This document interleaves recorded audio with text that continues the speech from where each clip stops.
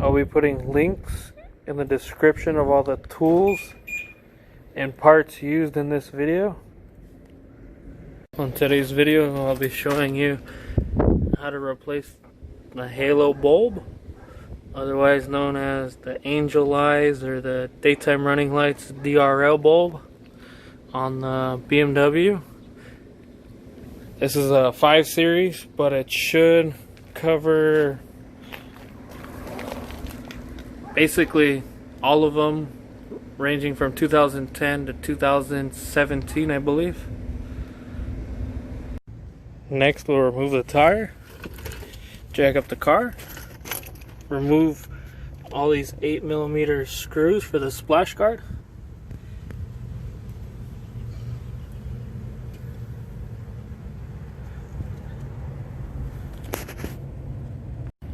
Once all the screws are removed, the splash guard should come out fairly easy, one-handed, no problem. Just be careful if you have the cross traffic camera. Don't want to damage that.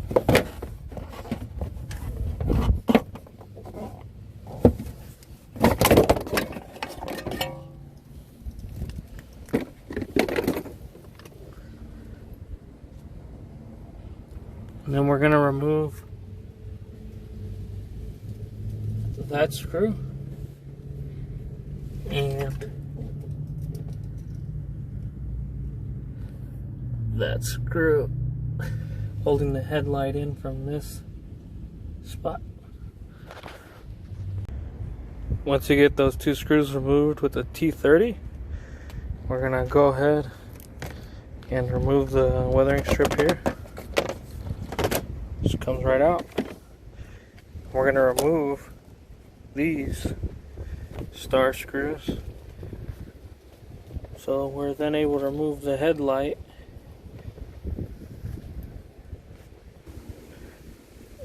Once you removed all your T30 screws, you can go ahead and remove these little clips.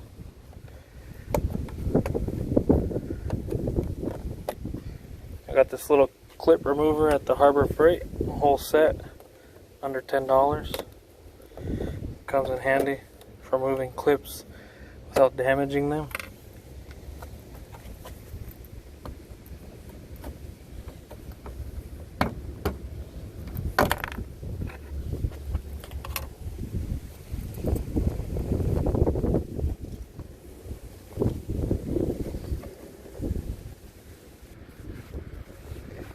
Once you removed all your safety clips,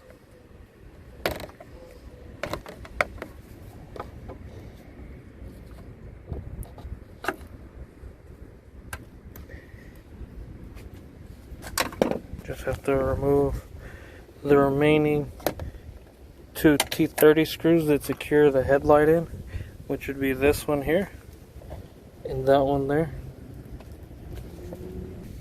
and also one here.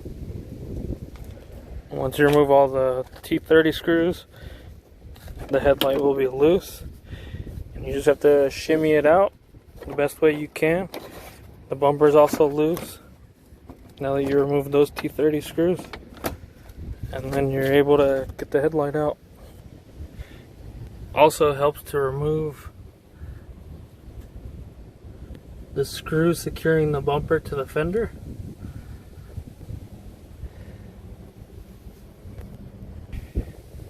And then once you remove the two 8mm screws that secure them together, you should be able to do this with no problem. Be able to get the headlight out easy. And then once you get the headlight out, you're able to get to the halo bulb easily. Using a T20, you're easily able to remove the screws to secure the halo bulb in.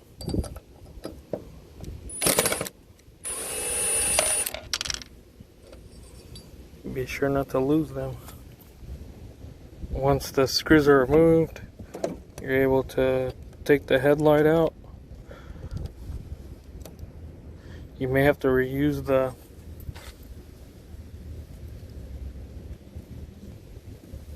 rubbery gasket that is included, and then just unplug the connector and replace it.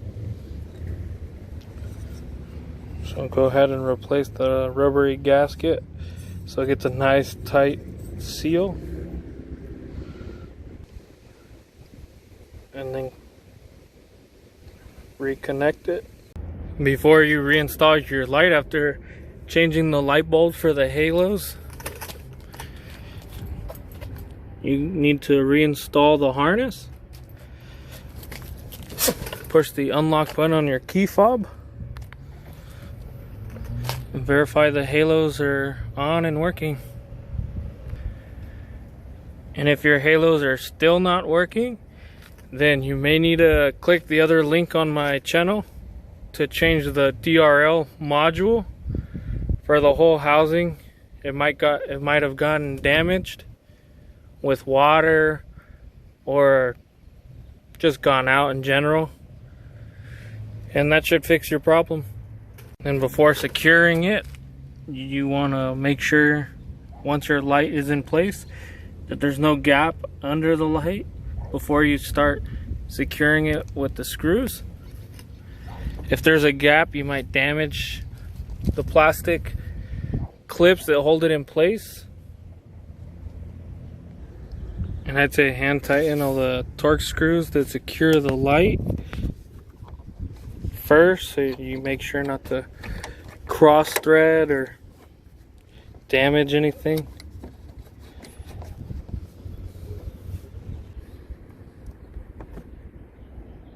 And then once you've tightened the screws, when you reinstall the other screws, you want to make sure you put them right, or else you'll have a gap between your bumper and your hood. And it'll be easier to put the clips back in if you remove all the center pins. You just push them in. Be careful not to damage them. Then you gotta buy a set at AutoZone or Harbor Freight. It should just slide right in.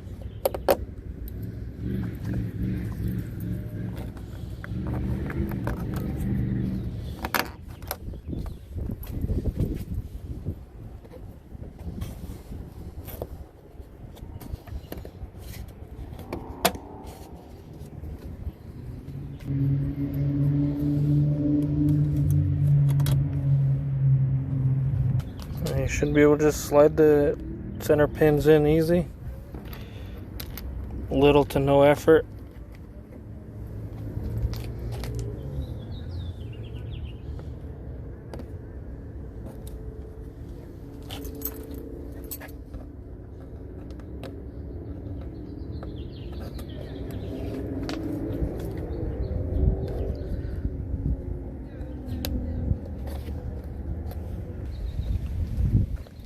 Now that you've returned all the screws and there's no empty holes,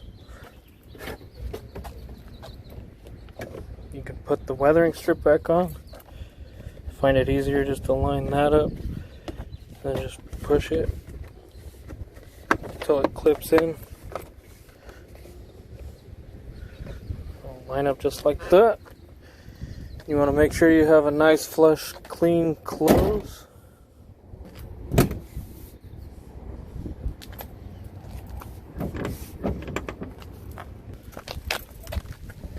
Oops, forgot my tool. Alright, now you should have a nice clean close.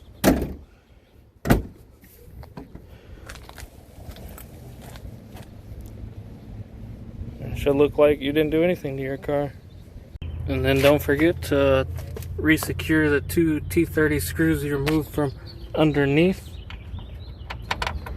Guide them in by hand first before using any tools.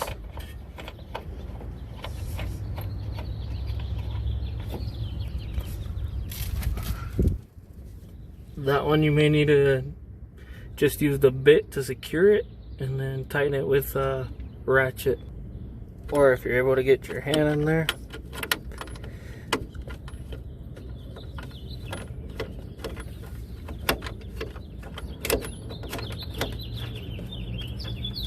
Secure it first. Okay, now we're going to return the splash guard, but first remove the airflow guide so it's easier to set it in there. Actually, before reinstalling the splash guard, you're going to remember to resecure the bumper and the fender. Once you've got everything buttoned up, you can now grab the splash guard, go ahead and set it in there. As you can see, I can do it with one hand, so it goes in fairly simple.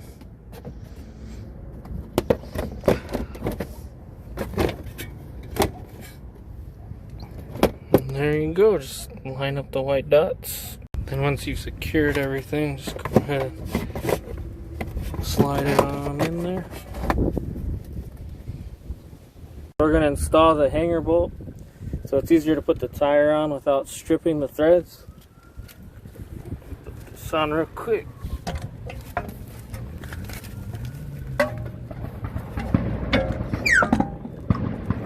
Yeah, that is a good deal.